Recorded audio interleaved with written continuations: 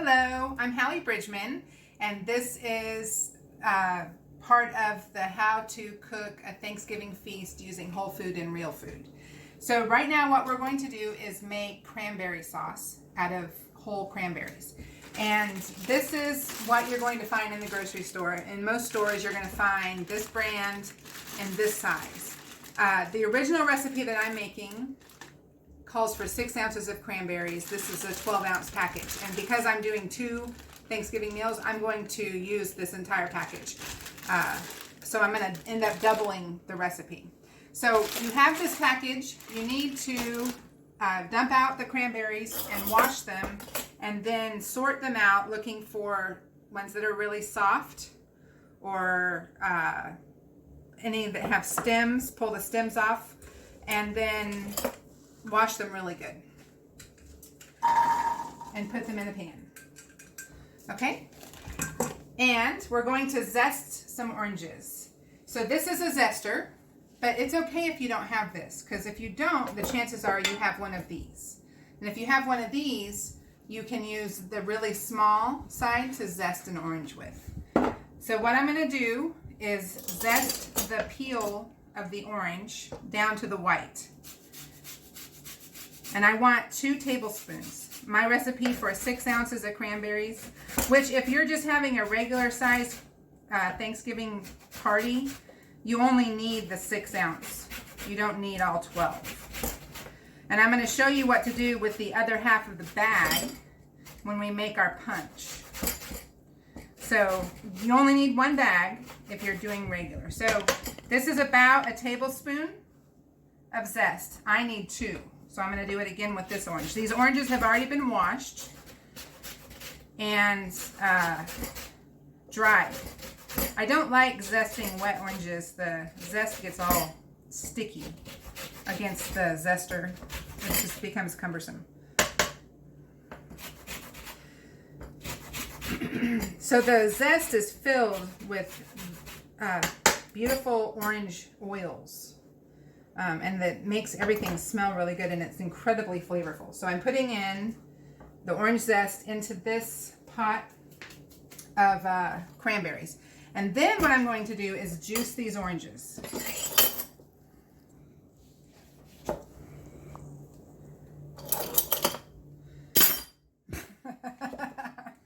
And I need something to juice them into. Let me grab a bowl real quick.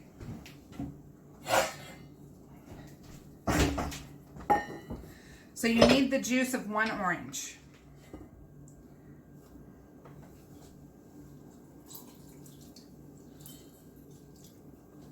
I'm doing 2 because, again, I'm doubling this.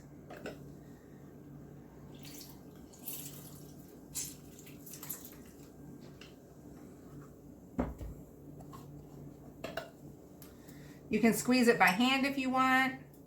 I have another kind of juicer here. A lot of people have those in their cupboards.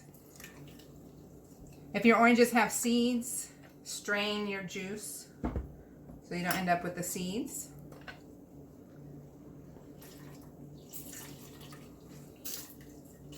Okay, so that's the juice of 2 oranges. And then into this pot I'm adding 1.5 cups of water.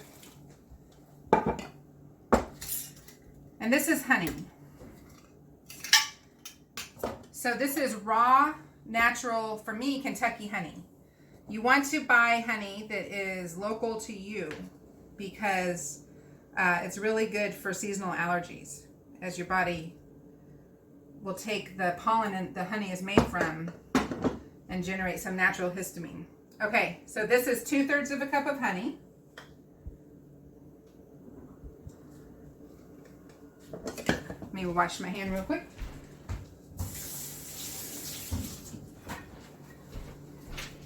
And then we have some cinnamon. I need 1/4 teaspoon of cinnamon.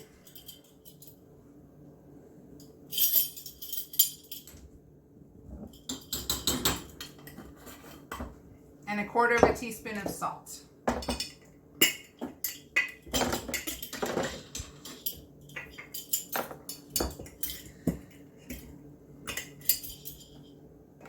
Now I'm going to bring the orange zest, the cranberries, the cinnamon, and the salt to a boil. And I'm going to boil it for 10 minutes. So while this is coming up to a boil, we're going to pause so that you don't have to sit here and listen to me babble for 10 minutes. And when we come back, we will finish the sauce. So I know that I said that we would be back in 10 minutes, but I wanted you to see this. So these are fresh cranberries as they're getting ready to come to a boil. And I'm hoping that you can hear the popping sound. As the skins swell under the heat, they'll actually pop almost like popcorn.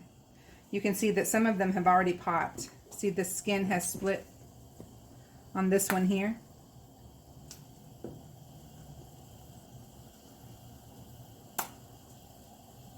So that popping sound is good. So you want 10 minutes of that. So we'll be back. Hello. So our cranberries have been boiling for about 8 or 9 minutes, and they're no longer popping. They've completely started to break down, and now we're going to create the thickening agent to make it into the cranberry sauce.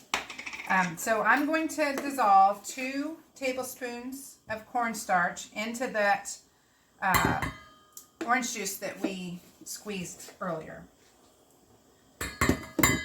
Now what this will do is it will thicken the water and the juices from the cranberries into the jelly.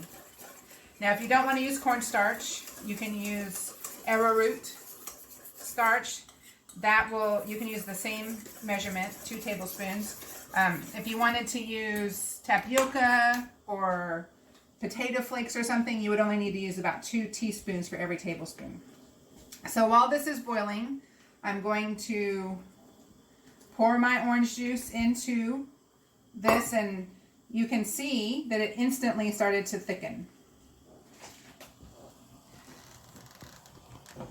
Now if you use arrowroot or tapioca, you need to cook it a little bit longer. This, I just need to go another minute or 2 with it boiling, and then now it's already starting to gellify. See that? You can see how it's sticking to the spoon. And I'm going to turn the temperature down and let it simmer on medium-low for about 15 more minutes. So we'll be back in 15 minutes, stirring every once in a while to keep it from burning.